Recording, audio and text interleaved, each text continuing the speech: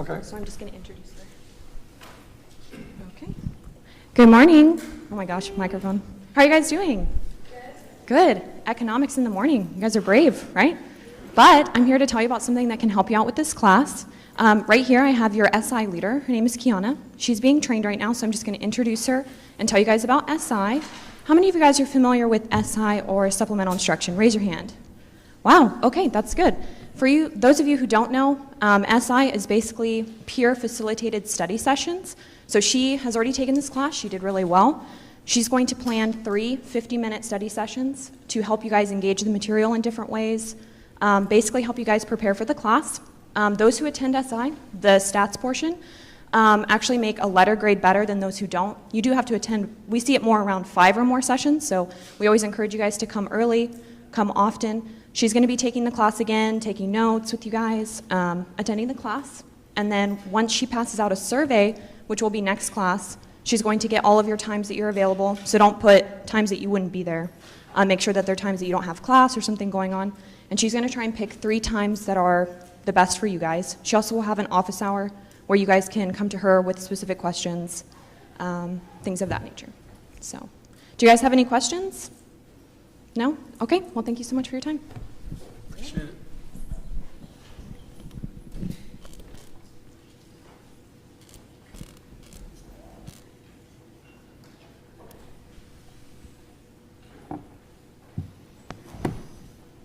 All right, there was a little bit of discussion going on here before 8:30 because I came early to figure out all of this stuff. I haven't been in this room in a long time.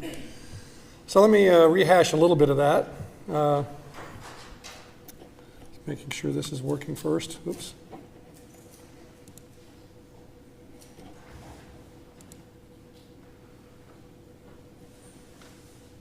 All right, we are going to be working this semester through the tophat.com platform because it does allow things like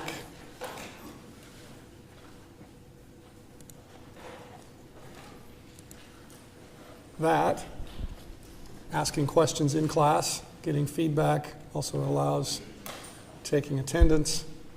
So do hook yourself up to that. And make sure you do buy a textbook. Make sure you do read the first couple chapters soon. We may get into the second chapter today. And the most important thing of all is your perspective on being in a class. And I mean, the reason that I have this is I want you to be engaged, not just physically present.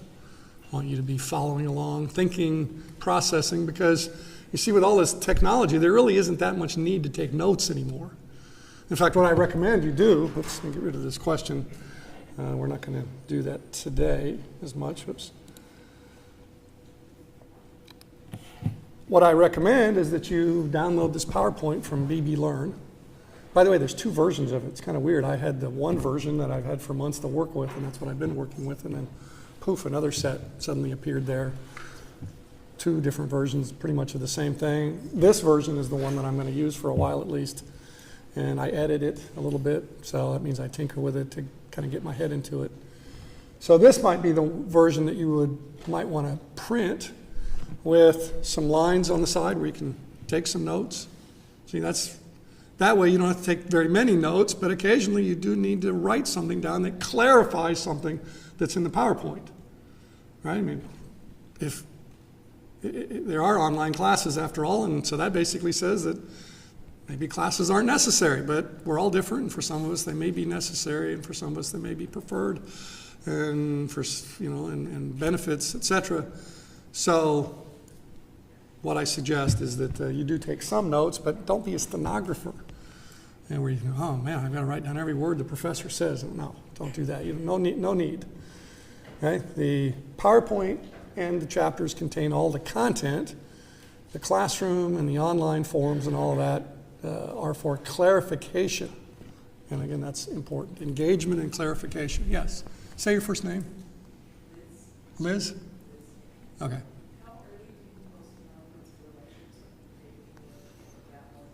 I don't know.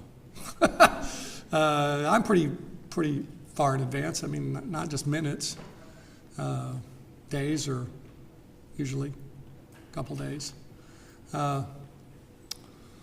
What may happen is I may post one, and that the one that I use in class may vary from it slightly, because one of the ways that I get my head into the lecture is to go through it, and every time I do, I discover some little thing to edit or something. So if that doesn't bother you, it'll probably be well in advance, and it isn't a big deal. In fact, as I was doing that just before class today, I discovered a typo here. So when I get to it, I'll say, cross out the word the, which I can't edit this version, so I have to wait to get my version of it later to do that. So, Liz, that's, again, a long-winded answer to pretty well in advance, but not terribly far in advance. And it may not be the very final version that I actually present in here, but the final version and the one that I upload won't differ much. And plus, it's a way to get your head into it, is to say, oh, my version doesn't contain that. My version is missing a couple of words there. You put a little arrow and you insert them. And it engraves it on your brain a little better than just reading. See, one way to totally fail in a class is to assume that you can learn anything at all just by your eyes going over words. That will just, especially with all distractions in the modern world and all the things going on, if you think you're going to retain much of anything just by eyes moving over words or over a graph or something, well, again, we're all unique. It might work for you, but it doesn't have a very high success rate. Okay, so you need your hand to be doing things, at least with your stylus, if not on an actual ancient piece of paper. Gasp, well, whatever. Again, whatever works, but something's got to be going on typically to get your brain to retain it, other than just your eyes moving over stuff. Okay, so Liz and Jody and Danya and Danny. Where's Danny? Danny there. Okay, and Jonathan. And I know at some point it's going to be an act of futility, but I do appreciate the early people speaking up and kind of warming me up to the situation here. Okay, before we launch into things, any more questions or comments about perspective? You'll see some of that early on. I do appreciate that the last several rows are empty. Maybe you can even compress up a little bit more by next time. Okay, so let's see, getting used to this little doodad here. Oh yes, oops, oh, went the wrong way. What happened here? Okay.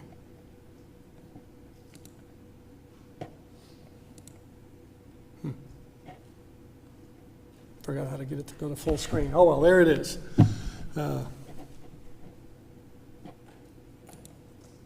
Nope, not what I wanted to do.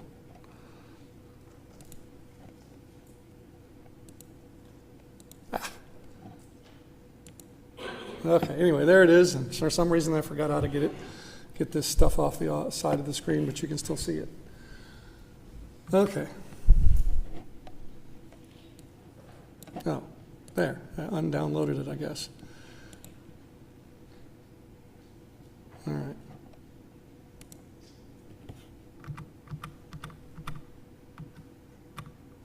All right, so it starts off with the big ideas in economics, 2 screens worth, 5 each.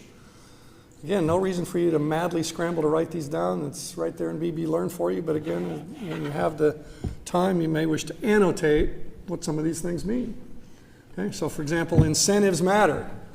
See, is there anything about that I need to clarify? That says when there's a stronger motive or a bigger reason or more rewards to do something, more people are likely to choose to do it more often, right? And vice versa, right? You say, duh.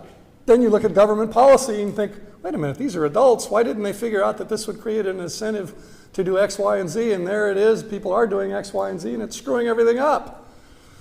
Okay, well, so it does seem pretty obvious that incentives should matter. But then again, you do look at some government policies and it doesn't look like the final result of the sausage factory produced something in which they thought incentives would matter. You're saying, wait, why do you say sausage factory? Ask a legislator sometimes. Legislation is like sausage. You do not want to see it being made. Otto von Bismarck said that a long time ago, a famous German statesman. The political process is an ugly business. There's nothing very glamorous about it. It's pursuit of self-interest in a different form other than markets. is what it is. And so the legislators themselves widely call it the sausage factory. Okay, so some of these, there's really nothing much I can say. And I'm not going to say anything about many of them right now because this is just a list to tell you what it is we're going to go over, and then each item appears separately. Thinking on the margin.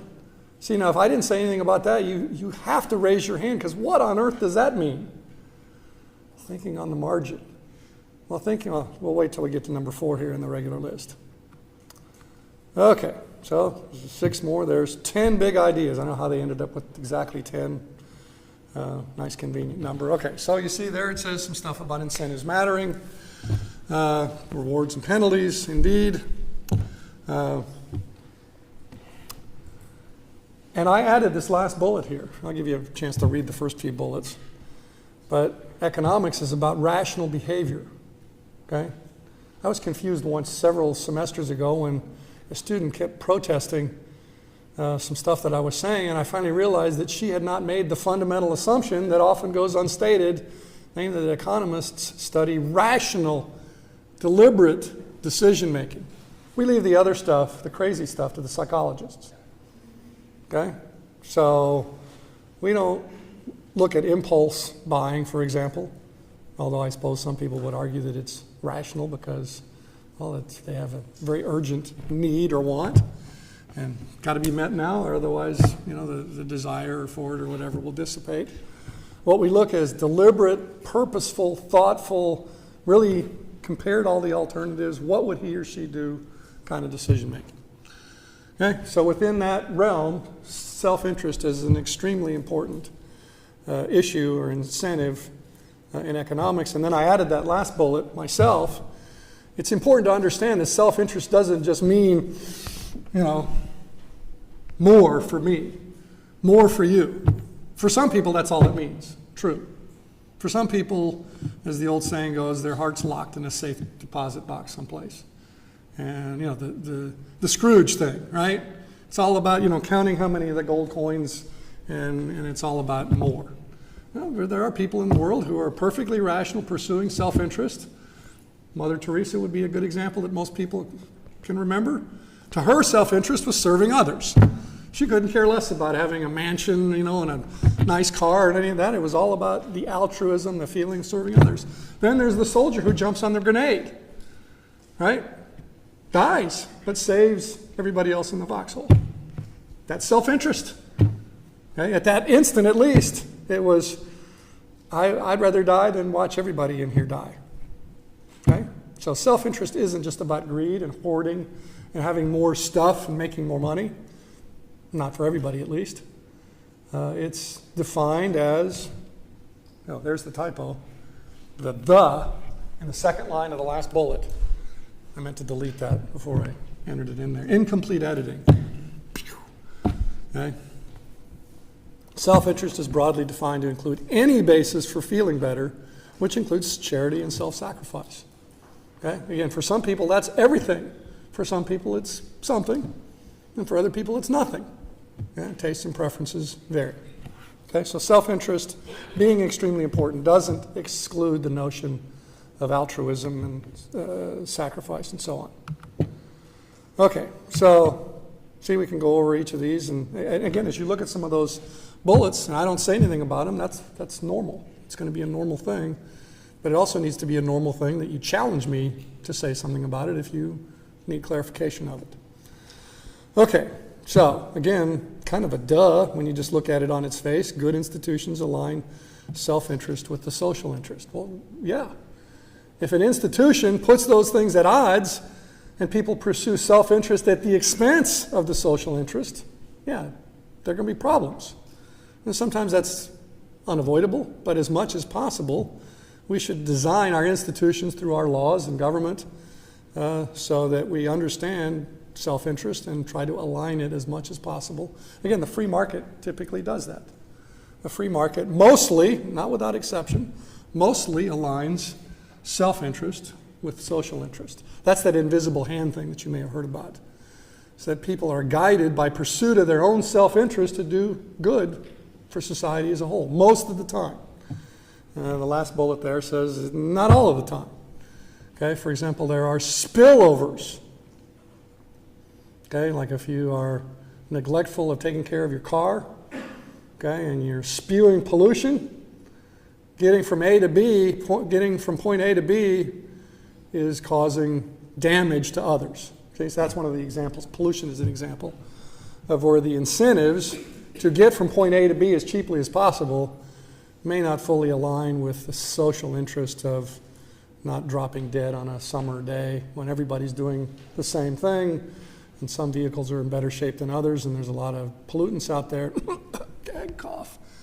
We've all been behind an old clunker, right?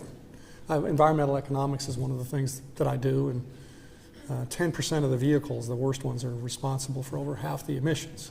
And so if you get behind one of those, yeah, somebody's incentives were not well aligned with social interest there. You try to get away from them as much as possible. Then there's also getting in the elevator with somebody who had too many beans for lunch. Right? Somebody's self-interest was not aligned with the social interest. They should not have gotten into the elevator. Or if you'd known better, you would not have gotten into the elevator. Of course, you didn't know, and things happen. Okay, so see, I say the word okay a lot. There should always be a question mark implied at the end of that, because I'm not telling, I'm asking. Something else popped into my head here a minute ago, something I wanted to say. Let's see, what else was it? Yeah, it escaped. It will pop back into my head later on. One of the big three, as I call them. A couple of my other courses are just built around this notion of big three. One of the big three is the term there in red, opportunity cost.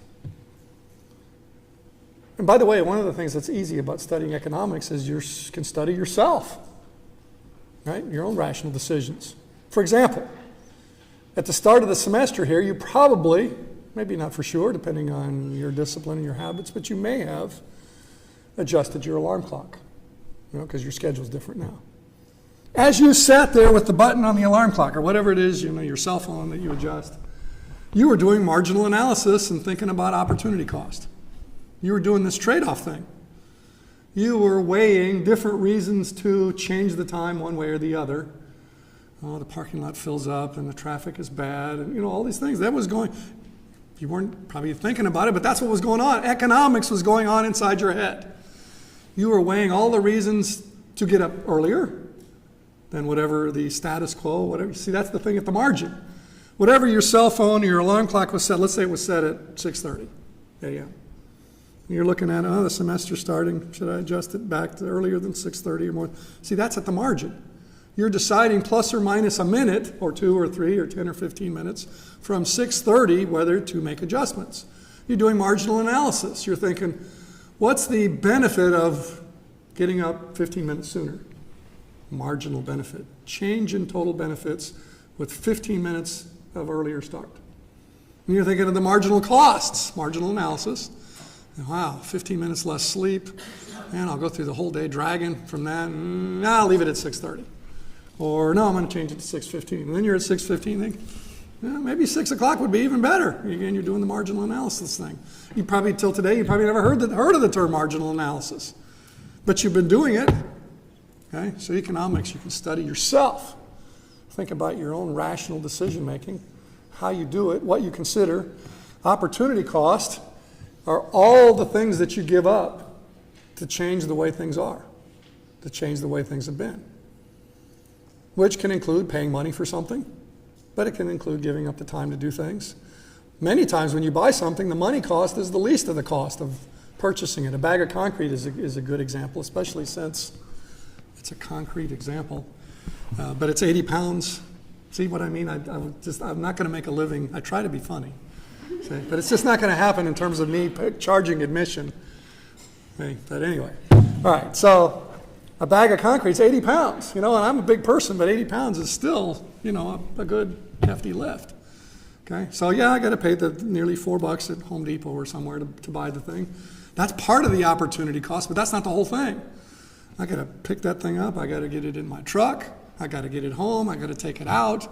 Meanwhile, I'm getting dust all over my clothes. See, opportunity cost is more than just money cost. And in this case, the $4, nothing. And if I could pay somebody the $4 to get it from Home So, on top of the $4 to buy the thing, doubling the money cost, that would be huge for me to get it to right where I'm going to use it, the bag of concrete. Even then, I still got to stir the thing up, and get my hands dirty, and that stuff dries out your skin. Opportunity cost is a lot of things to get some concrete someplace, in this case. Again, a concrete example.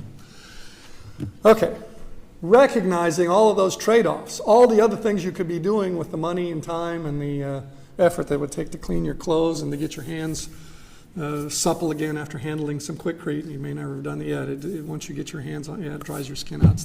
It's awful. But then again, I make a lot of stuff out of hobby time, out of concrete and granite scraps. So apparently I decided the marginal benefits exceeded the marginal opportunity costs. And by the way, I do use jargon some just to kind of do this, to see if you're A, awake, and B, playing along. Playing along means, Doc, what did you mean by, so some jargon is going to be, oh, I never heard of that. Don't let it just, maybe you want to wait till later, and see, this is one of the reasons to read the chapter too, is I didn't read the chapter today. No one else is raising their hand. Everybody else must understand that. Oh, I should have read the chapter. See, once you read the chapter, you become more assertive. Yeah, I read the chapter, and man, I don't remember that, what he just said, or that piece of jargon. Okay, so sometimes a piece of jargon is a challenge to be assertive, play the game the way it's meant to be played, which is, with feedback, and to get things clarified when they need to be. Okay, so I think I addressed most of what's on there without reading it to you. I don't need to read it to you. You can read it to yourself, right? Okay, so conversational tone is better. I'm about to push the button after saying, okay. And that doesn't end it. I mean, it's not going anywhere. You can ask about it later. But at least for now, I'm going to move on unless somebody says, no, don't do it. Okay, so the little thing at the top, and then you see we're doing each of the items on those lists at the beginning.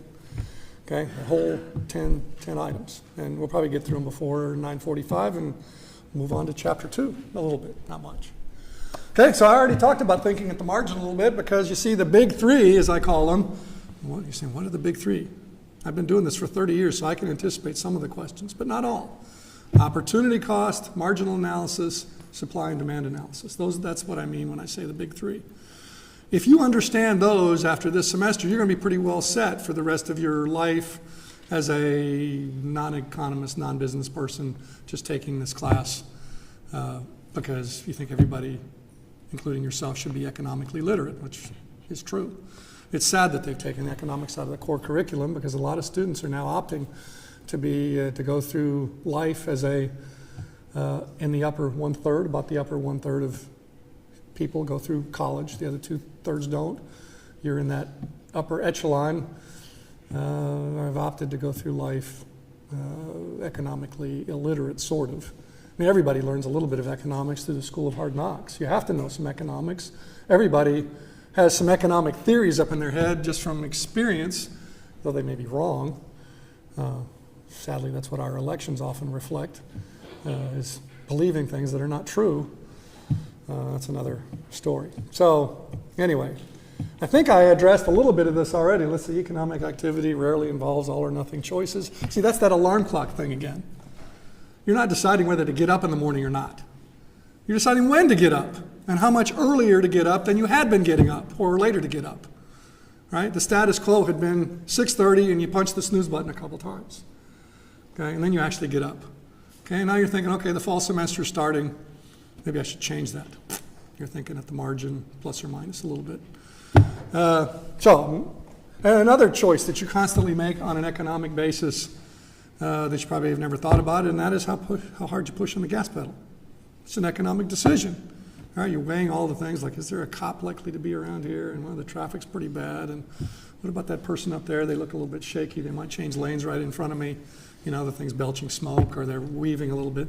Maybe I better slow down and back off and let them get out of here. And if they have an accident, nail someone else.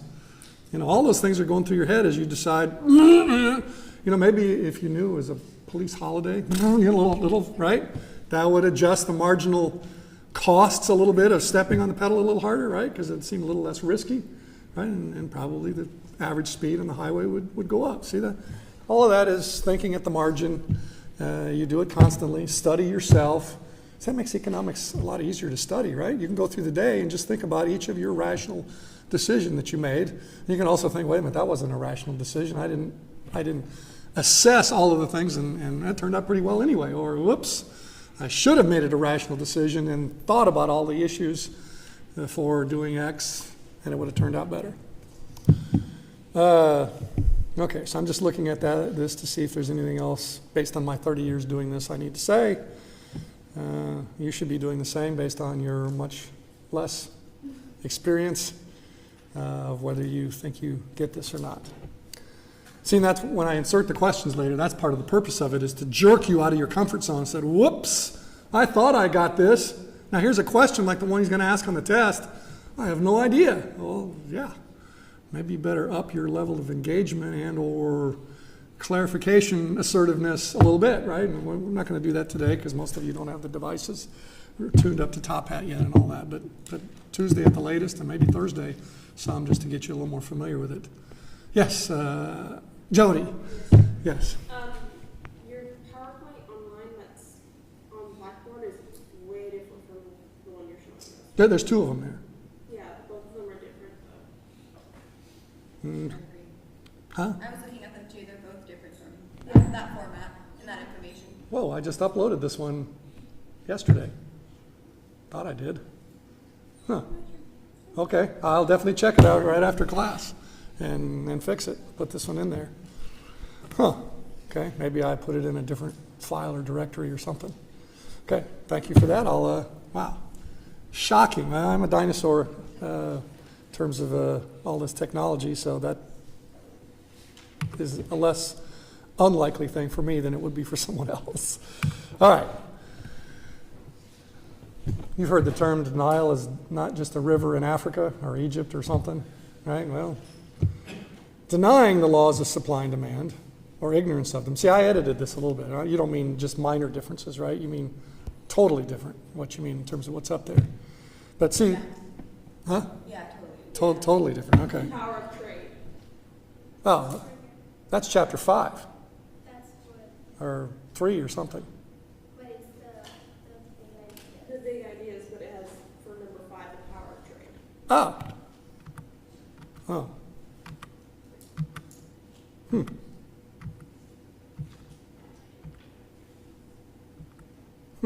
Okay. All right. Weird. Okay. These are the ones that are in the first chapter, I'm pretty sure. But okay, so I will definitely address that first thing after class. Okay, so again, a denial is not just a river in Egypt or Africa. And by the way, this is true for a lot of things. I mean, there is so much denial going on. Like, yeah, I'm going to get this, no problem. And you wait till the last minute to study. I mean, you're doing the denial of the river in Africa kind of thing. You know that's not going to work, right? And it may work because you've trained enough professors to go easy on you, right? Because they want good evaluations. It may work in a class, but then 10 minutes after the course is over, you have no retention of the material that you paid money to learn. Okay, so don't do the denial thing, just like policymakers shouldn't deny the laws of supply and demand and interfere with them, because they can have serious consequences. Let me give you an example that comes right out of what some of the stuff that I do. One of the things that I do is school system reform. You may have heard of charter schools, or chartered public schools. And they are not allowed to charge tuition. So as a result, at a price of 0, right, no tuition allowed, the quantity demanded, the amount of applications for room to entry into the charter school, is not just often, but is almost always more than the quantity supplied. So there are wait lists, which means shortages, which means a lottery to get in. What are the consequences of denying the laws of supply and demand in this case, namely that if you interfere with the price mechanism and just set it at 0, that it's quite likely that the quantity demanded will be more than the quantity supplied. Well, here's one example of it. There's a place in Florida where a charter school put some of the kids in a tool shed. Found a tool shed. It's hot and humid in Florida like in Texas. But the school says, hey, we don't have enough space in our regular classroom. We're trying to find more. And hey, Ms. Parent, Mr. Parent, if you don't like it, Sorry. Step aside. Somebody wants your slot. Economists have found generally, and this is just one example of it, the charter school example that I just gave, that when there are shortages, the quality of the good is reduced. As one way of dealing with shortage. If that is not a perverse outcome and incentive, I'm not sure what is. A shortage means there's a desire for more. And the seller is taking resources out of producing the good, right? Lower quality, cutting corners. Just exactly the opposite of what the signal is, which is to make more. Of course, the signal that always works to make more is for the price to come up. See, and again, the same thing in the charter school. Suppose that charter school was allowed to charge tuition in the face of all these people that want in. They raise tuition, right? Charge not zero, but whatever the market will bear. There's that greed thing again, right? Whatever the market will bear, right? That's saying, well, I'm going to charge whatever I can get away with. That's what the market will bear means. Okay, so let's say the charter school raises its price. And of course, some people will say, well, I don't want to pay the price, or I can't. And so the quantity demanded will go down. But the quantity supplied will go up, right? Because now they'll have more money to do things. Okay, so now there won't be any shortage and there won't be any incentive and counter incentive, right? If they start cutting corners, they're going to lose customers. They don't see with a shortage, they have surplus customers. And if you're unhappy, they say, sorry about that. So, boo-hoo, sorry about that. They have another customer to replace you. Like that. No loss to them if you're unhappy in a shortage situation. But if there's not a shortage, please don't go, please stop. No, we'll do whatever it takes to keep you. Not necessarily whatever it takes, but they'll try to keep you as a customer. Okay, so denying the laws of supply and demand can, in this example, create shortages.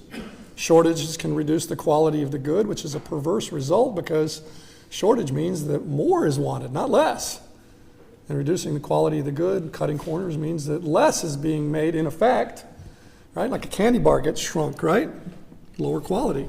Or less stuff gets put in it, right? Lower quality when there's not enough of it to begin with. But see, the lower quality is a way to indirectly raise the price. So that's one of the reasons that the consequences can be bad, serious, is because people are sneaky and creative and have a way of getting around restrictions. If you tell them they can't charge more than X and there's a shortage at price X, they just won't put as much stuff in the product, right? In effect, making it more costly, cheaper to make, more costly to you. Okay, so price controls tend to be unwise because price controls create perverse incentives. And I know I haven't clarified that middle thing other than with my one example, but we'll get into that a lot this semester in an upcoming chapter. So gave you one example to give you the flavor of it. And again, I'm not asserting that it's okay. I'm asking, not telling. Interaction. Oh, I forgot to tell you, that's one of the other things that is part of that Red Skelton thing. I wanted to be that when I was a little boy. The comedian, Google it, Red Skelton. Not skeleton, Skelton. He does an awesome Pledge of Allegiance. He'll bring you to tears with his Pledge of Allegiance, by the way. Strange, a comedian. Anyway, one of the things that I do to clown around and break the tension is I lapse into Cajun man. Not as good as Adam Sandler by any stretch of the imagination, but interaction, anything that ends in T-I-O-N. Exaggeration. So beware, it can happen, and it's normal. No need to call him. Merrifield's going nuts now. He's halfway there anyway. But hopefully not going any further. Just sort of halfway there at all times. Okay. And see, there I do the okay thing again. I'm asking, not telling. Training you, trying to train you, and with jargon occasionally, trying to train you to be assertive and demand clarification when none is offered based on having done this for 30 years and anticipation, having anticipated that there will be a need for such. Okay, wealth brings higher standards of living. Well, duh. Okay, now I added another bullet above and beyond what the publisher provided. Yeah, sure, but what if somebody else has the wealth and you don't? The distribution of wealth is darn important both for fairness, and who knows what on earth that means. You know, we call income earnings, right? So if somebody pays it to you without a gun on their head, I mean, you earned it, right? Voluntarily, you know, it paid you something for something in return, and you know, you're getting rich and others aren't. Seems sort of fair, but a lot of people don't see some people with a lot of money, and even though it's earned fairly, not taken, not seized, as fair. So distribution issues are often the basis of controversy and strife. See, that's one of the reasons for A. See, the distribution of income can cause interfering with the laws of supply and demand. Joe's making too much money, we better tax some of it away from him. It's not fair. Joe's a billionaire and some people are scraping around for their next meal. Not fair. Well, for example, let's not use Joe. How about Bill Gates? He earned his billions. He's made every one of us more productive with Microsoft Word and Office and all the rest of it. He's only got a couple bucks from each of us out of all of that, right? You get up to $1 billion out of 300 million people really fast. Okay? So, but nevertheless, he does have, one time I checked, he had $92 billion. I didn't check, it was in a news article. He may have more than that by now, less, whatever. He's giving away most of it, right? What can you do with $92 billion? You can buy anything you want and have tons left over. All right, so wealth is important. Economic growth is important. See, without economic growth, there's constant strife about how the pie is going to be divided up. The only solution, the pie, the total amount, see the jargon again there, the total amount produced is called the economic pie sometimes, GDP, gross domestic product. And of course it's nice to make the pie bigger because that reduces the amount of strife over how we divide the pie. See, there's that distribution issue thing again. Okay, so economic growth is not only important for its own sake, but also to keep the peace, keep people a little less antsy about who has what share of the pie, the total amount produced. And understanding how it's created is important. It's not all that complicated. If you give people a stake in their output, get them keep most of what they produce themselves, they tend to work pretty hard. On the other hand, if you regulate them and tax it away pretty readily, they won't produce much. Okay? Or if their property isn't secure, this is the problem in most of the underdeveloped and less developed countries in the world. Property is not secure, so people don't invest. Would you invest something, save for the future, if the local dictator could take it at his or her whim? Probably not. Not many people do. Well, that's the reason most of the world's people that are poor, is because of the uncertainty about their own property rights. Their inability to enforce a contract, for example. If somebody agrees with them to do something, and then they break their word, in the United States you can enforce that and pretty reliably. In other countries you can't. So why enter into a contract if it's meaningless? Okay? Less economic activity, less investment, less prosperity, less growth. By the way, is that number 5, is that the only one that varies from these? Or are most of these in there at least? No, it's not even close. It's really different. All right. Okay, well, anyway, we'll do these for now, and I'll double check who changed what later on. All right, and these are, it's not like these won't matter or aren't important. Otherwise, they're just some other things that we'll have to get into. I remember the one on trade, that comes up in chapter 3 or something. Okay, so we already talked about the institutions a little bit just now. Why are some countries rich and others are poor? Because in some places there is an incentive to save. There is the certainty of the protection of your own property by the government, the rule of law. In other places, most of the places in the world by population, it's not certain. Much of the world is corrupt. I mean, even more than, every place has some corruption. Okay? But that's pretty much, if you wanted to graph poverty against something else and have pretty much a straight line, it'd be corruption. Okay? Because corruption undermines investment. And without investment, there's no growth. Okay? So no growth from nothing means you pretty much stay at nothing. Now, in these corrupt countries, some people have money. I mean, they're the ones that are keeping it corrupt because they have theirs. they're in positions where they have monopolies or other ways of extorting money from the masses, but the masses stay poor. Okay, so I think I covered some of that without saying exactly those words. By the way, that's another study technique. Translation. Oops, there I go again. Translation. Okay? You see words written either in the PowerPoint or your little annotations of the PowerPoint where you clarify things. Oh, that's what he meant. You write a little something in the margin. If you rewrite some of that later on into words that mean the same thing, that's the translation thing. That's a good way to study. That's a good way to get your brain to retain stuff, is rewrite some of the same things but in different words. Translation. Okay. I don't like the term booms and busts because busts sounds negative.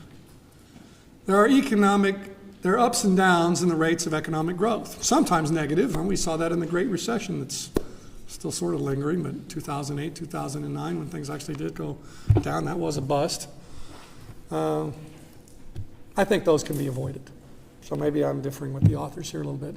But for sure, there are going to be ups and downs in the rate of economic growth, maybe sometimes negative. I think the negative ones are avoided. But changes in the economic rate of growth can be moderated from the ups and downs that we see now, or attempts to moderate them can make them worse.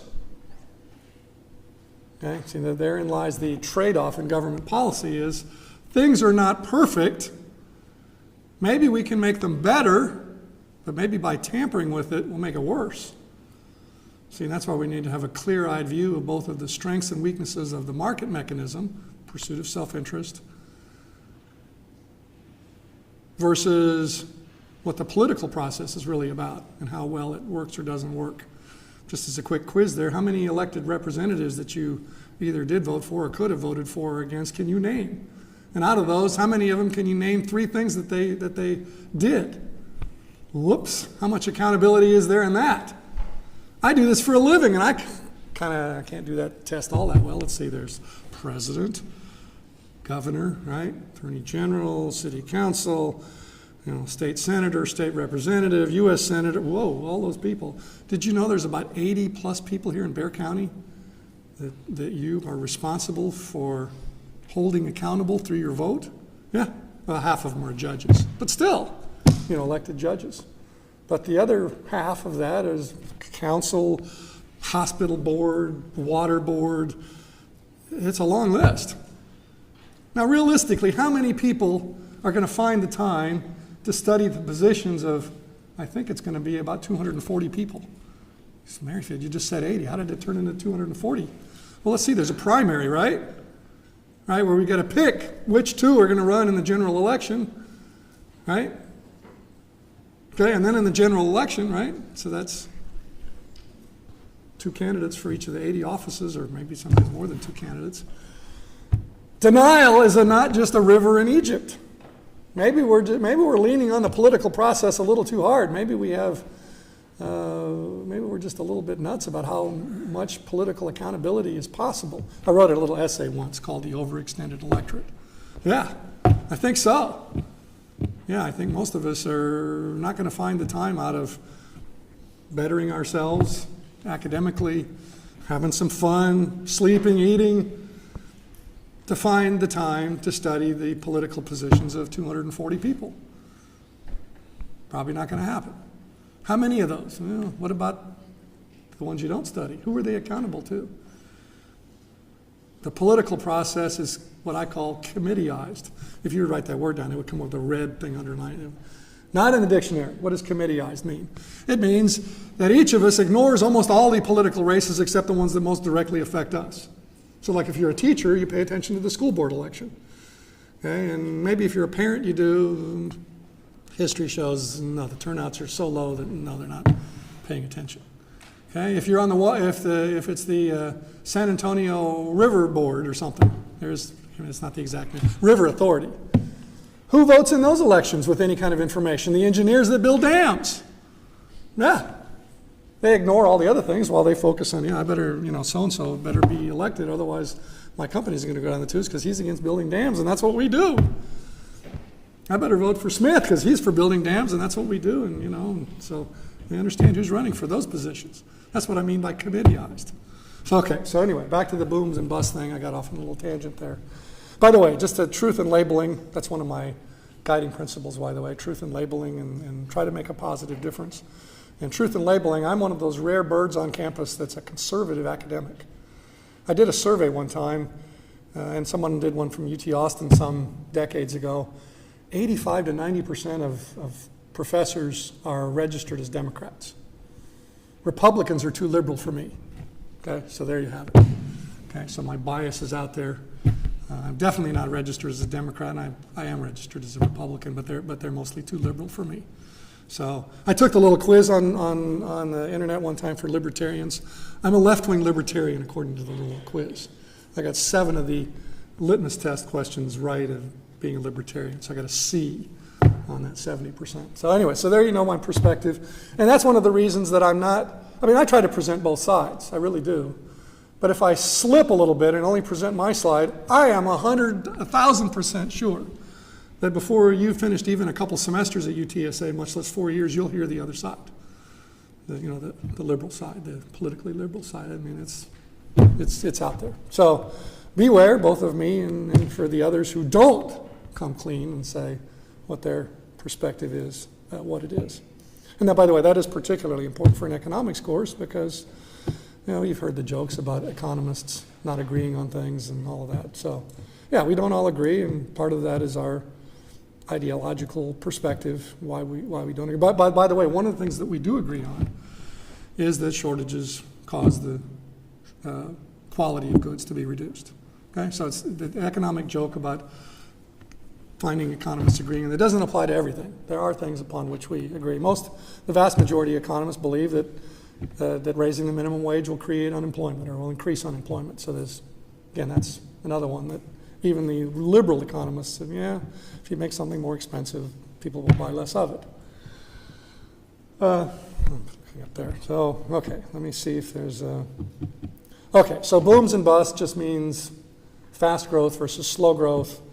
And yeah, that'll be out there, but they can be increased or decreased depending on our public policies.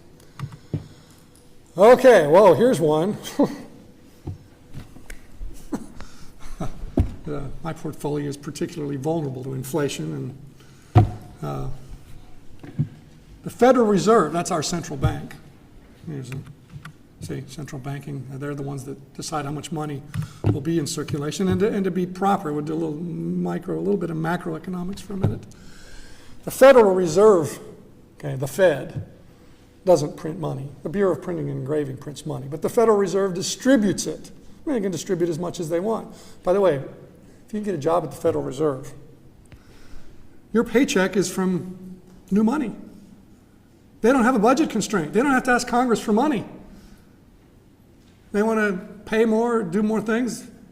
They have to put money in circulation anyway, and one of the ways they put it in circulation is by paying their employees. Say first name. Who works there? What type of people work?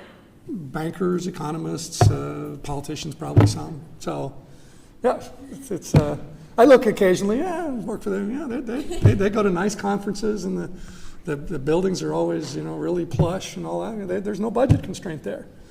The central bank of any country is obliged, in most countries the economy is growing, to increase the money supply. And so there's only 2 ways for them to increase money supply: is buy things. Well, that's the only one, actually, and it's either pay people, buying things is paying people, or buying government bonds. So if they pay people more, they just don't buy as many government bonds. Okay, that's how they put money in circulation. So the reason I did this is because the Federal Reserve has been on a buying spree. They have doubled the base of the money supply in the last few years. So far, it hasn't caused any inflation. Now, there's a lag, usually, and you may have, if you're reading in the paper, the Federal Reserve has said they're going to start soaking up some of that money that they put out in the Great Recession, 2008, 2009, to keep the economy going. If they don't do it in time, the general level of prices will rise. too much money chasing too few goods. That's the layperson definition of inflation. My name's Lauren. Lauren, okay. Why isn't it restricted? At least a little bit. What is Like it? like how they pay their. It's, I've never heard of any de facto restrictions. It's probably limited by public opinion, appearances. But within that, there's a fair amount of slack in saying, well, this is a premium person, with highly qualified, and they get premium people, right? Because they can offer anything that they want. They don't have a budget per se. And the reason for that is because it's been determined that central bank independence is an important part of not having inflation. Once the central bank becomes a direct political arm of the government, countries have had a way of printing money rather than raising taxes to try to do more things. And then there's inflation. So if we make the central bank independent, as we did in 1913 with the Federal Reserve Act, which part of independence is not having to beg Congress for a budget, how do they pay their bills? Oh, we let them use the money that they have to distribute to do that. So, yeah, they can't pay, just billions or hundreds of millions to somebody. But the salary offers that I've seen are very attractive, and I haven't seen very many people quit their jobs at the Federal Reserve once they get one. Finding a better offer, right? It's probably not going to happen. All right, so what is inflation? It's a general increase in the level of prices. So here's one of the conundrums of economics. We don't want price control. Remember that from a few slides ago? We don't want prices to be frozen or fixed or set. We want them to be free to fluctuate because, see, that's the central mechanism of a free enterprise economy. Okay, is the prices fluctuate. What do they do in the short run? To avoid shortages and surpluses, to keep markets in balance so that everything that's produced is actually sold. That's the short run function. And in the long run, to provide information and incentives. We desperately need both of those functions to work, so we need the prices to be free to rise and fall. But we don't want the general level of prices to change. Okay, so what does that mean? It means that when some prices rise, others need to fall, and we can't govern it per se, because it's the governing mechanism. Okay, so we just need to make sure we don't print too much money so that the general level doesn't rise. So that as supply and demand changes and tastes and preferences change, that some prices rise and others fall. Too much money chasing too few goods leads to inflation. We want flexible prices, but we don't want the general level of prices to change very much. Inflation of a percentage point or two is probably better than zero, but not much more than that. I didn't get your first name, I don't think, with the strawberries. Oh, my name is Missy. Missy, okay. And Lauren. Lauren, okay. It's getting on overload here. What's your first name? Eliud? Yes. Okay. Does inflation make the value of the money go down? Yeah, any given dollar buys less. That's what inflation means, and that's because there are more dollars. So if the Fed, through the Bureau of Printing and Engraving, orders up a bunch of money to be printed and goes out and buys bonds with it or gives everybody a raise at the Fed, there's more money in circulation and not any more goods to buy with it, and so there's a bidding war to drive up the price of goods. So far, what seems to be happening is what economists call, and this is not part of this course, it's called a liquidity trap, which means the banks are piling up reserves that they're afraid to lend because of government regulation and because of possible default because the economy's weak. And so they're piling up reserves. Once they start lending that money, the money supply will increase, and that will happen. The Federal Reserve says that they are going to start soaking up. How do they soak up money? By selling things, right? So if they buy bonds from the Treasury, if they take the ones they bought and sell them, see, money comes out of the economy into the Federal Reserve vault where it's no longer in circulation. Okay, so there's less money out there. So they're pledged to at least grow the money supply slower, starting in a couple months. They've been kind of shaky on exactly when, and hopefully in time to prevent inflation. Milton Friedman, if you've never heard of him, is a major monetary money supply economist kind of guru, said there's about a 2 to 3 year lag time between when the money supply goes up in normal conditions, and this hasn't been normal. 2 to 3 year lag between when the money supplies goes up and the price level goes up to match. So it takes 2 to 3 years for a 10% increase in the money supply to yield an approximate 10% increase in the general level of prices. It's taken more than that in the last few years, probably because of that liquidity trap, which means banks have not been lending all of the money that they have available to lend. Omar, I was going to ask, I thought that the value of the dollar was also backed up by the monetary things. Yeah, there used to be a gold standard, but and you know, we have Fort Knox and the New York Federal Reserve has a bunch of gold stored, but you can't redeem your dollars in gold anymore. I mean, once upon a time you could present a greenback and say, you know, this much gold for it. No, it's called fiat money, and we're not talking Italian cars. It's the money has value because of government fiat or decree, not because of gold backing. That ended in the 70s, the formal backing by gold. Okay, what was your first name? Omar. Omar. Okay, thank you, Omar. You're just doing your hair, no question. Okay. All right. Oh, I'm sorry. Tyler. Why does inflation really matter if it's based off how the government says the value is worth versus? No, the government doesn't say the value of it. It just says, thou shalt accept this piece of paper for all business, public and private. It says that on the dollar bill, public.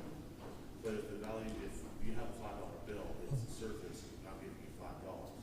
Why does it matter if it's actually worth $4 versus an actual $5? Well, it's $5 is going to be worth $5, but what you get for $5 is going to get smaller and smaller for inflation. Should it really matter if you print more money? Okay, let me explore that a little bit. The average level of prices means that the average level of wages is going up to match the average. Is that what you're getting at?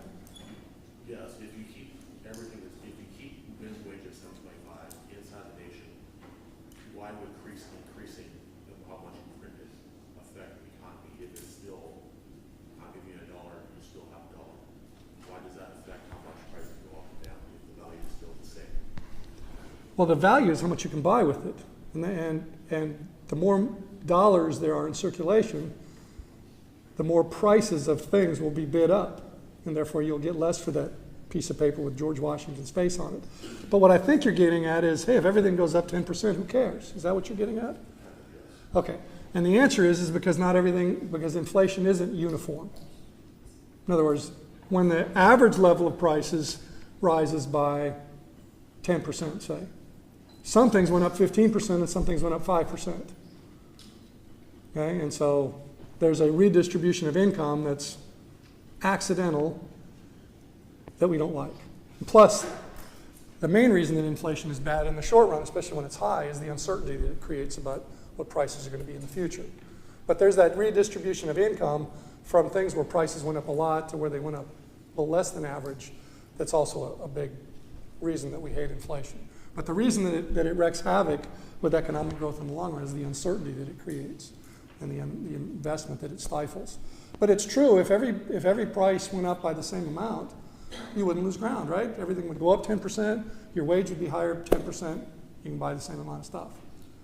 And quite often, COLA is about that, not the kind you drink, cost of living adjustment. People demand, if there's inflation, to have their wage adjusted according to a change in the cost of living, which the government monitors.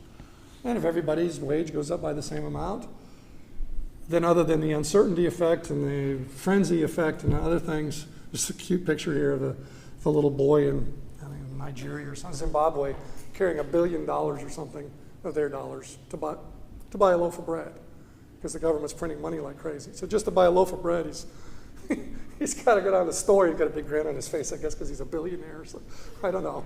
He's got this big wad of money, and it's the inflation rate there is like thousands of % per hour or something. It's unbelievable. And so tomorrow it'll be a bushel basket of dollars to buy, Zimbabwean dollars to buy the loaf of bread. So hyperinflation is just total chaos. Money ceases to be accepted for anything. But moderate rates of inflation, it depends on how uniform it is, how much difference there is between the things that are going up faster and slower.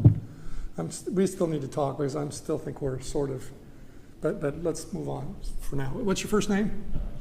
Jack.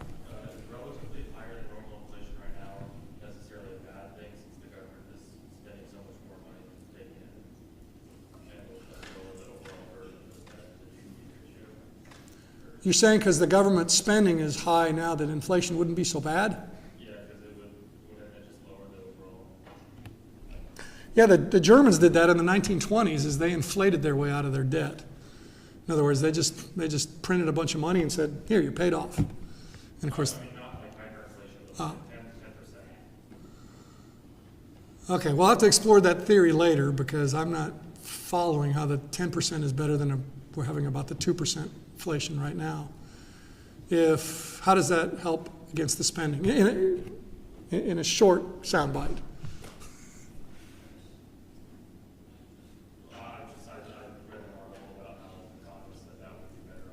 Okay, send me that article. I'll comment on it next time because I don't want to say, I'm glad you asked that question, next question, but I'm not catching where you're coming from. Let me read that article. Can you find it?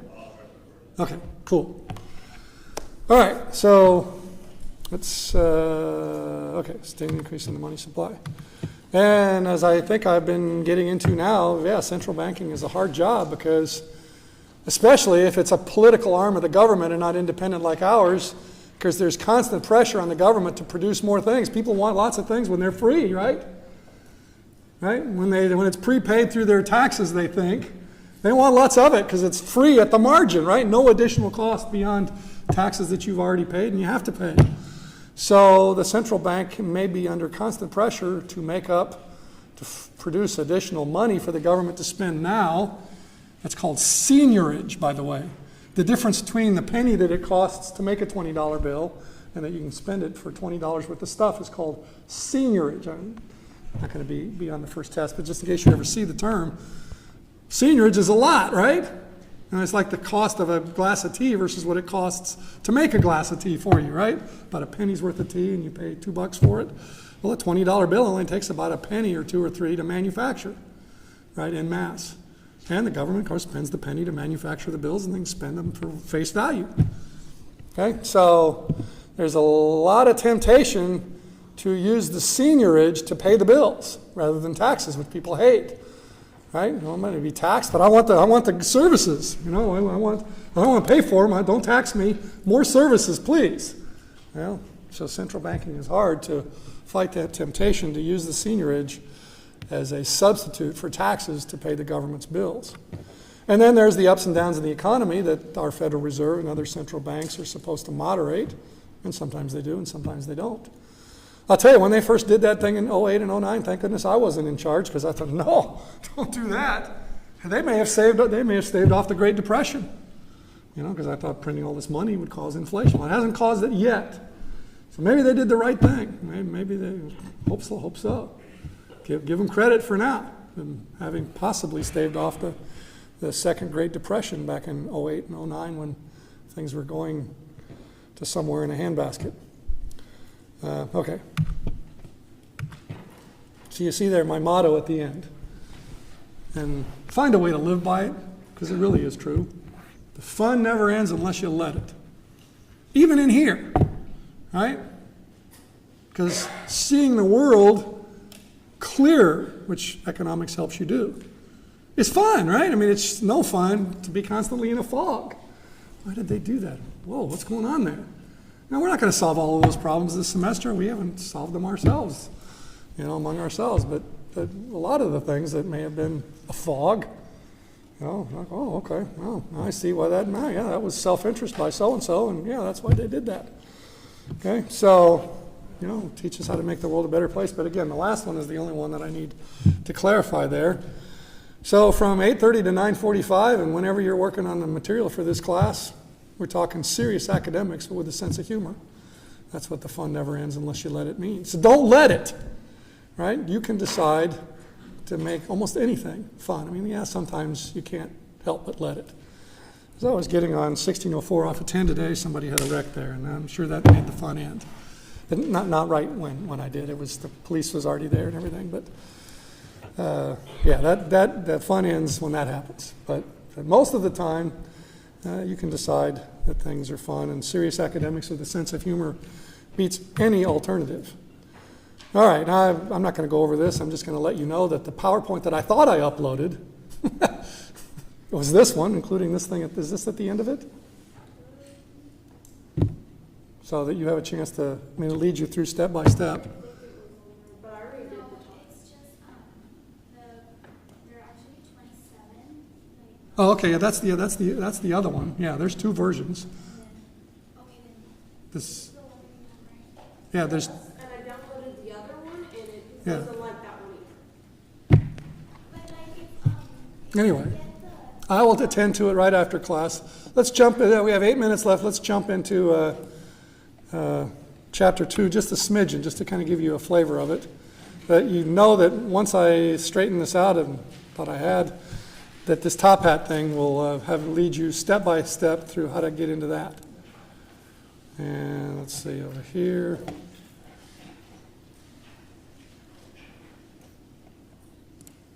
Okay.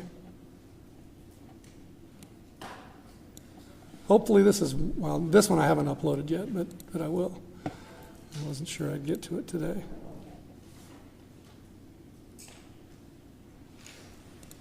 Oh. Okay, so.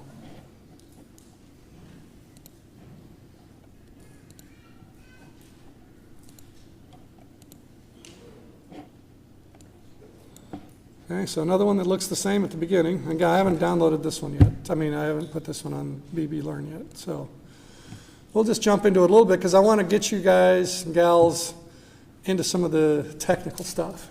Okay, so what do I mean by that? Don't want you to enter that in without any. All right, so one of the big three, the supply and demand model. Right, first one for the beginning of chapter 2. Okay, suppliers, typically businesses, although not in the labor market. The suppliers in the labor market are us and the demanders of the businesses, but most of the time the suppliers are the businesses and the demanders of the households. And so it's a simple presentation of exchange. Right? And that's what the economy is all about, is we specialize in something and we trade what we do for money, and then we trade the money to somebody else for what they specialize in. So demand represents the behavior of the buyers, and the demand curve is a function that shows the quantity, the amount people want to buy, quantity demanded, the amount people want to buy at different prices, willing and able to purchase. Right? Want to purchase, that's different than willing and able. You know, we all like to have a lot more of some things, and we're either not willing because of the opportunity cost, can't buy as much of other things, or able, simply just their money isn't there. Okay, and as common sense dictates, when things get more expensive, we don't want to buy as much of it. Okay, so that means there's an inverse relationship. An inverse relationship means if you graph it on a line, on a graph, it's a downward sloping line. More of the one means less of the other one. Okay, so when price rises, yeah, all else the same, we buy less, and vice versa. Okay, downward sloping, and here's what I wanted to get to. For concreteness, I guess in this case slipperiness, now we prefer concreteness, the authors of the textbook have preferred to do things in terms of oil. And we're in Texas, we should be able to relate to that, right? Okay, so you know, one thing that we want to do here, see if I had my tablet here, I'd circle that MBD. What is that? See, that's something you should not do, is have an abbreviation that's undefined. I think it means millions of barrels per day. But see, that's a hint. Their mistake is something you should learn from. The first step in one of these graphs, and see, I haven't got the graph's not there yet. Next button puts that up there. The first step in every graph is to define exactly what's going on the x-axis and the y-axis and how the two are related and whether it makes common sense or whether it's So for example, let me just draw something here before we get to it. Let's say we have this quantity, like millions of barrels per day, price per unit, and somebody like John Merrifield draws the graph up there and says, there's the supply of whatever. Okay, let's make sure we finish good X, right? We don't want anybody to get in. Wait a minute, that's not true of, something real. Good X, whatever. Oil, concrete, something. Okay, so what does that line say? Does it make sense? Well, it says that more is offered for sale at a higher price per unit. That makes sense. Now, by the way, that's something to not confuse with the fact that when you buy a bigger box, the price per unit's lower. That's not the same thing. That doesn't contradict that. Okay? The supply here is the total amount supplied to the entire market. Right? And the higher that's going to be, the higher the opportunity cost. And so the higher the price has to be to pull that off. That's true in the short run. Right? In the long run, if additional firms enter, okay, well then more can be made available at the same price. But in the short run, we're going to have to take resources from doing other things and do more things with existing resources, which means more stress and overtime and all that. So the higher price per unit does make sense. Quantity supplied will increase the higher the price per unit. But what is it about that graph that doesn't make sense? That you would reject if you looked at it and said, I'm doing my due diligence with a graph. That's why I want to do this for period ends. You must do your due diligence with every graph, otherwise you're just going to memorize, if you do, which I don't recommend, something that you don't understand, some little stick figure where lines are crossing and, oh yeah, when they intersect, this happens. No. Don't do that. Okay, what is it about that graph? X is a good. What is it about that graph that, not going to happen in the real world? Swiggles at the top. No, that's not a swiggle, that's an S. S for supply. Glad you said that.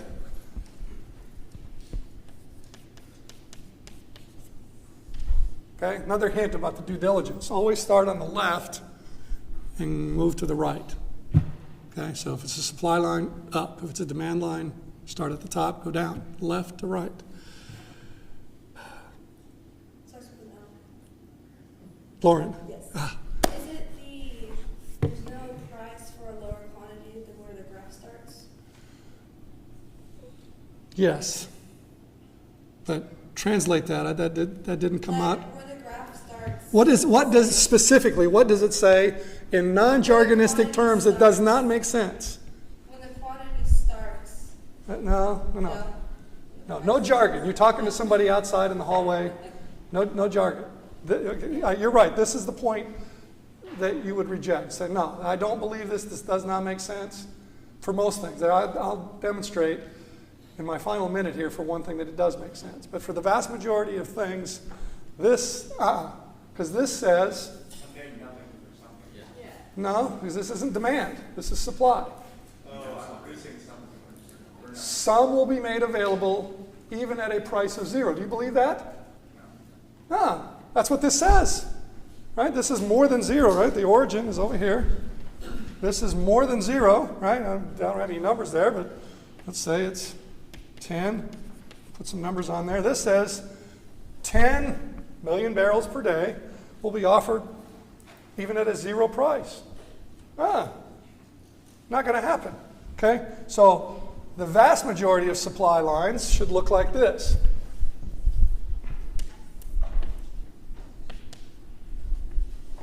Right? It will take a minimum price before any is available for sale. Right? That does make sense. Now, in my closing minute, here's an example of this. Let me demonstrate. Not indoors, but outdoors.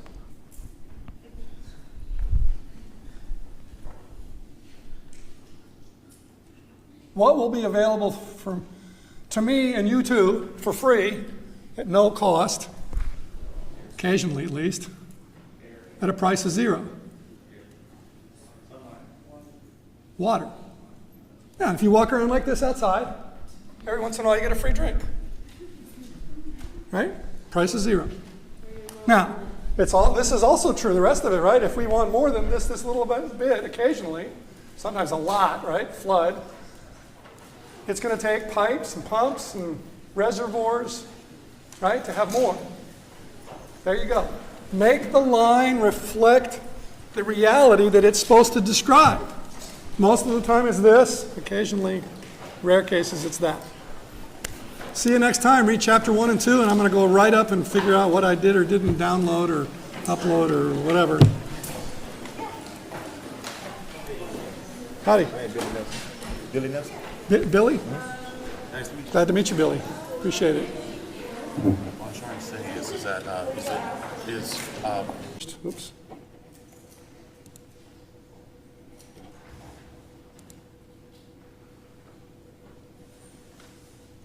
All right, we are going to be working this semester through the tophat.com platform because it does allow things like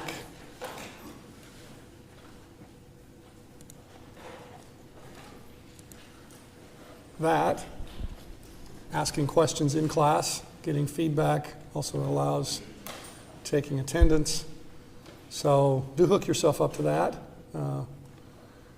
And make sure you do buy a textbook. Make sure you do read the first couple chapters soon. We may get into the second chapter today. And the most important thing of all is your perspective on being in a class. And I mean, the reason that I have this is I want you to be engaged, not just physically present. I want you to be following along, thinking, processing, because you see, with all this technology, there really isn't that much need to take notes anymore. In fact, what I recommend you do, let's get rid of this question. We're not going to do that today as much. Oops. What I recommend is that you download this PowerPoint from BB Learn. By the way, there's two versions of it. It's kind of weird. I had the one version that I've had for months to work with, and that's what I've been working with, and then poof, another set suddenly appeared there. Two different versions, pretty much of the same thing. This version is the one that I'm going to use for a while at least, and I edit it a little bit, so that means I tinker with it to kind of get my head into it. So this might be the version that you might want to print with some lines on the side where you can take some notes. See, that way you don't have to take very many notes, but occasionally you do need to write something down that clarifies something that's in the PowerPoint, right? I mean, if there, okay. So I'm just going to introduce her. Okay. Good morning. Oh my gosh, microphone. How are you guys doing? Good. Economics in the morning. You guys are brave, right? But I'm here to tell you about something that can help you out with this class. Right here I have your SI leader. Her name is Kiana. She's being trained right now, so I'm just going to introduce her and tell you guys about SI. How many of you guys are familiar with SI or supplemental instruction? Raise your hand. Wow, okay, that's good. For you, those of you who don't know, SI is basically peer facilitated study sessions. So she has already taken this class. She did really well. She's going to plan 3 50-minute study sessions to help you guys engage the material in different ways, basically help you guys prepare for the class. Those who attend SI, the stats portion, actually make a letter grade better than those who don't. You do have to attend, we see it more around 5 or more sessions, so we always encourage you guys to come early, come often. She's going to be taking the class again, taking notes with you guys, attending the class, and then once she passes out a survey, which will be next class, she's going to get all of your times that you're available, so don't put times that you wouldn't be there. Make sure that they're times that you don't have class or something going on, and she's going to try and pick 3 times that are the best for you guys. She also will have an office hour where you guys can come to her with specific questions, things of that nature. So, do you guys have any questions? No? Okay, well thank you so much for your time. Appreciate it.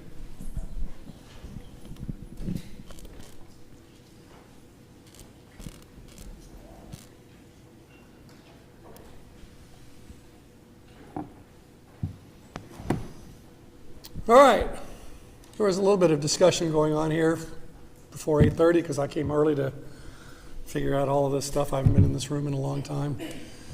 So let me rehash a little bit of that. Making sure this is working first. Our online classes after all, and so that basically says that maybe classes aren't necessary, but we're all different, and for some of us they may be necessary, and for some of us they may be preferred, and for, you know, and benefits, etc. So what I suggest is that you do take some notes, but don't be a stenographer. And where you go, oh man, I've got to write down every word the professor says. No, don't do that. No need. Right? The PowerPoint and the chapters contain all the content. The classroom and the online forums and all of that are for clarification. And again, that's important. Engagement and clarification. Yes. Say your first name. Liz? Okay.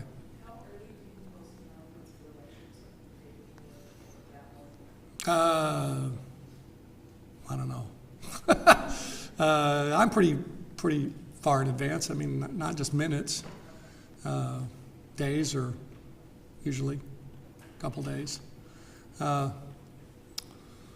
What may happen is I may post one, and that the one that I use in class may vary from it slightly, because one of the ways that I get my head into the lecture is to go through it, and every time I do, I discover some little thing to edit or something. So if that doesn't bother you, it'll probably be well in advance, and it isn't a big deal. In fact, as I was doing that just before class today, I discovered a typo here. So when I get to it, I'll say, cross out the word the, which I can't edit this version, so I have to wait to get my version of it later to do that. So, Liz, that's, again, a long-winded answer to pretty well in advance, but not terribly far in advance. And it may not be the very final version that I actually present in here, but the final version and the one that I upload won't differ much.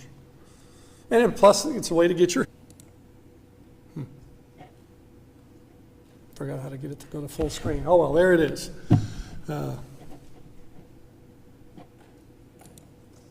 Nope, not what I wanted to do.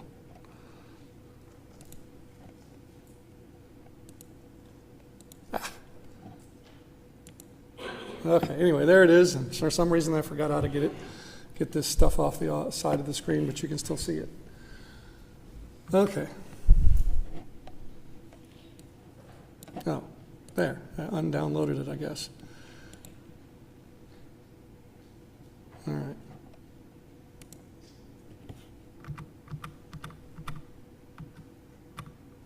All right, so it starts off with the big ideas in economics, 2 screens worth, 5 each. Again, no reason for you to madly scramble to write these down. It's right there in BB Learn for you, but again, when you have the time, you may wish to annotate what some of these things mean. Okay, so for example, incentives matter. See, is there anything about that I need to clarify? That says when there's a stronger motive or a bigger reason or more rewards to do something, more people are likely to choose to do it more often. Right? And vice versa, right? You say, duh. Then you look at government policy and think, wait a minute, these are adults. Why didn't they figure out that this would create an incentive to do X, Y, and Z? And there it is. People are doing X, Y, and Z, and it's screwing everything up. Okay? Well, so it does seem pretty obvious that incentives should matter. But then again, you do look at some government policies, and it doesn't look like the final result of the sausage factory produced something in which they thought incentives would matter. You're saying, wait, why do you say sausage factory? Ask a legislator sometimes.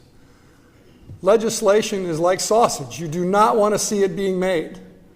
Otto von Bismarck said, head into it is to say, oh, my version doesn't contain that. My version is missing a couple of words there. You put a little arrow and you insert them. And it engraves it on your brain a little better than just reading.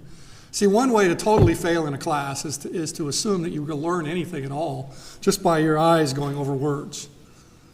That will just, especially with all distractions in the modern world and all the things going on, if you think you're going to retain much of anything just by eyes moving over words or over a graph or something, well, again, we're all unique. It might work for you, but it doesn't have a very high success rate.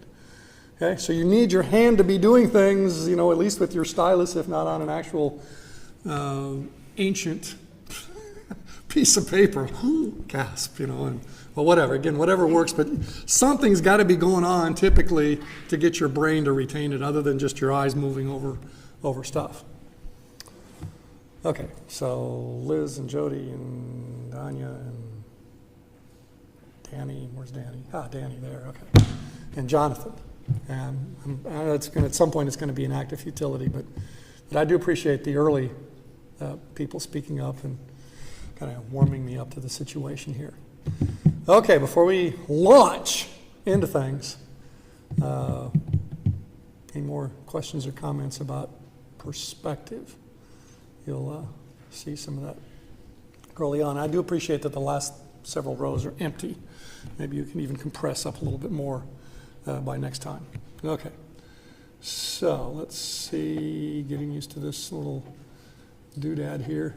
Oh, yes, oops, oh, went the wrong way. What happened here? Okay.